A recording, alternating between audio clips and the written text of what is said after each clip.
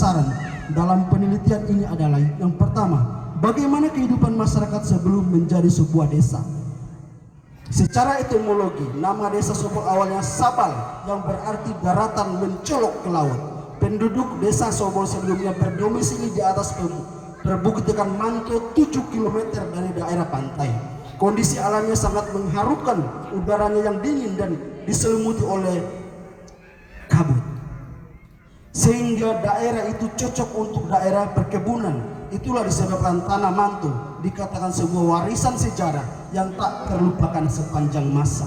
Kedua, kondisi penduduk pada masa itu masih hidup dengan berkelompok-kelompok dan belum memiliki agama. Setelah masuknya pemerintahan kolonial Belanda di tanah Manto tahun 1900 bersama penginjil yang bernama J. Kelling sekaligus juru bicara, maka penduduk Manto saat itu perlahan-lahan dapat dipersatukan, dibimbing dan diberi pemahaman tentang ajaran agama dan pendidikan.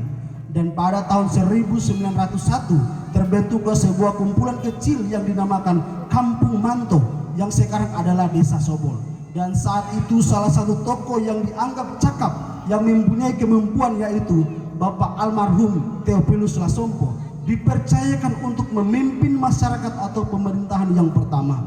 Bersama dengan itu juga Bapak almarhum Magelo sebagai pemimpin adat atau Tonggol. Seiring berjalannya waktu di tahun 1913 atas dasar pengajaran tentang agama, maka dilakukanlah pembaptisan pertama di Manto yang berarti munculnya agama Kristen pertama di Kabupaten Banggai. 3. Perubahan sosial.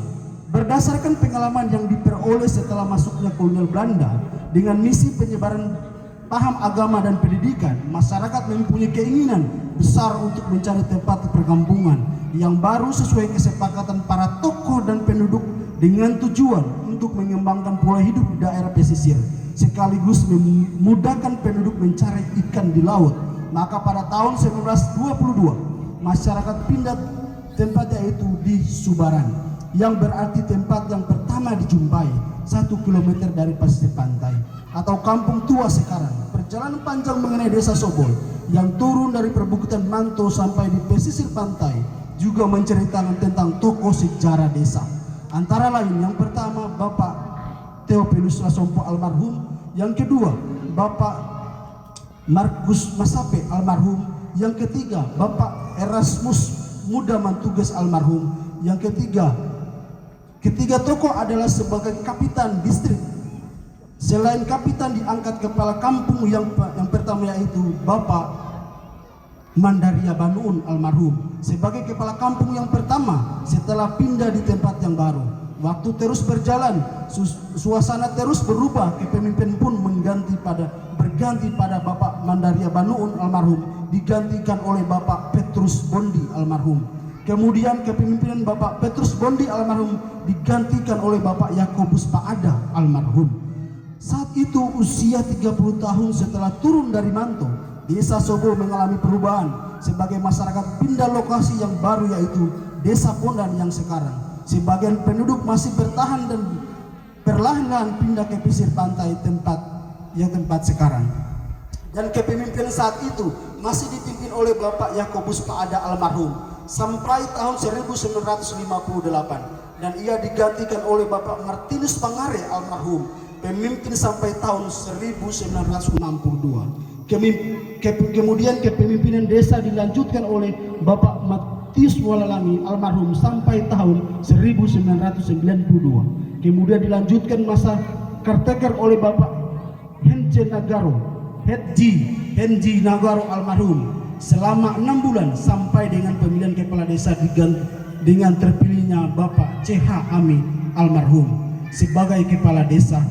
Beliau menjabat sampai tahun 1996, dilanjutkan masa kerjanya oleh Bapak LS Manesa almarhum melalui pemilihan kepala desa sampai tahun 2002. Kemudian tahun 2002 melalui pemilihan terangkatlah Bapak Arianto Rabailun sebagai kepala desa sampai tahun 2007 dan dilanjutkan masa caretaker pada tahun 2008 oleh Bapak Riu Mondo almarhum selama 6 bulan sampai pada pemilihan dan terpilihnya kembali Bapak Arianto Rabailun di periode kedua dan pada masa kepemimpinan periode kedua Bapak Arianto Rabailun pada tahun 2010 terjadilah pemekaran desa, yaitu berdirinya Desa Sobol baru.